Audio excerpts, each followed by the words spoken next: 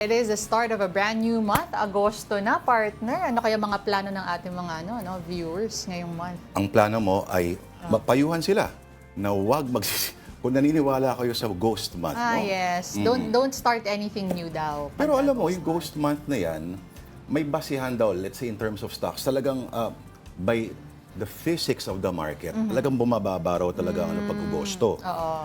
Pero yung paniniwala nga kung titignan mo yung mga coincidences, marami na Agosto nangyari. At mga medyo, sabihin natin mga very grave, halimbawa, ng mga insidente.